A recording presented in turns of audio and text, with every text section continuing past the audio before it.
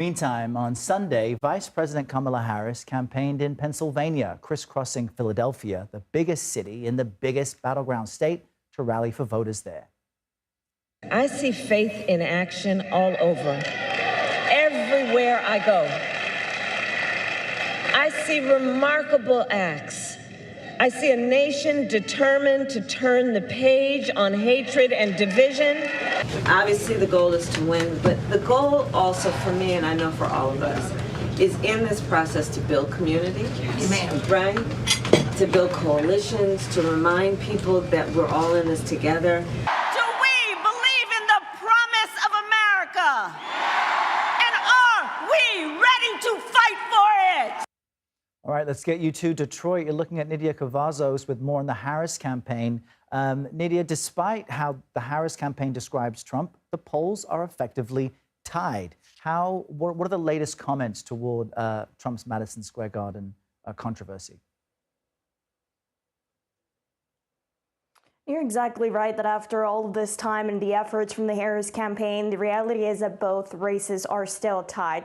And in response to yesterday, the Harris campaign is responding by directly contrasting what was happening on the trail for both campaigns. On one hand, we had these comments that were intended to be a joke at the Trump rally by the comedian. But on the other hand, they had Harris campaigning in Pennsylvania, and she was directly targeting Puerto Ricans in the mainland U.S. by unveiling a proposal that's intended to benefit the island, including reliable access to affordable electricity. And so Harris was campaigning and directly speaking to Puerto Rico. And so this is what Puerto Ricans, and this is what they've been responding to by directly contrasting what both campaigns were at yesterday, especially in Pennsylvania. And after the controversial comments about Puerto Rico, megastar Bad Bunny, who hails from the American island, endorsed Harris. How consequential is that? This is a really big endorsement for the Harris campaign, and they've long been working to try to achieve this. And this has given Bad Bunny's popularity across the world, and especially among the Latino population. And so this can only further strengthen Harris's ties and inroads with the Latino community. And when we speak about the Puerto Rican descent from, Bad Bunny is Puerto Rican, this especially helps with this critical voting group, especially when we talk about Pennsylvania, when we know there's a large Puerto Rican population. And this is exactly what Harris was trying to do yesterday, directly speak to them. And so when Bad Bunny posted the video of Harris's plan for Puerto Rico, this was taken as an endorsement, and later CBS News was able to confirm that this in fact was an official endorsement, and which also meant that Bad Bunny was breaking his long-standing tradition of not weighing into national politics. But we do know that the superstar has been especially vocal and passionate about the issues that do go on in the island. Now, Harris's Sunday blitz in Philly was after singer Beyonce and former First Lady Michelle Obama highlighted concerns about reproductive rights, and that was during some other rallies, which included Texas over the weekend. Harris has said as president she would sign a bill if Congress moves to restore federal protections for abortion. But we want to share this clip in an interview with CBS News' Norah O'Donnell, because she was pressed for specifics on that plan. Let's see what she said.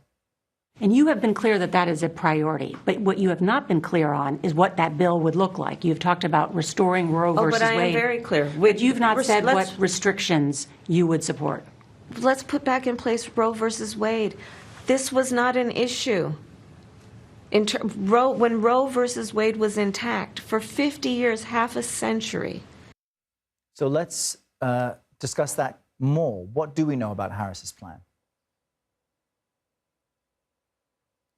We know that reproductive rights has been a signature issue for Vice President Harris throughout the campaign trail, even back when she was still Joe Biden's running mate. But this is because Harris is strongly focused on this issue, and she has promised that she would restore Roe v. Wade protections. But the reality is that she would need Congress to help with this. And Harris has been asked numerous times across the trail and across different battleground states what she would do if, per se, the House were to be Republicans, or the Republicans would win the Senate. And Harris has also touted the idea of doing away with the Senate's filibuster rule in case she doesn't have the necessary votes here. But Harris has been stressing, and we heard it this weekend too, that Roe v. Wade wasn't necessarily just about abortions, but it was also about including and expanding healthcare access to women, including prenatal care, for example. And on Saturday, when she was in Michigan, she did speak with doctors and OBGYNs in the state who also explained the importance of restoring Roe v. Wade protections in order to ensure that women aren't left necessarily in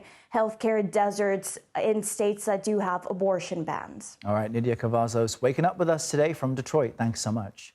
Watch Election Night with the CBS News team live from our election headquarters here in New York and with our team spread out across the country. Join us for real-time results, analysis, and exclusive polling. Coverage begins at 4 p.m. Eastern on CBS News 24/7 and at 7 p.m. Eastern on CBS.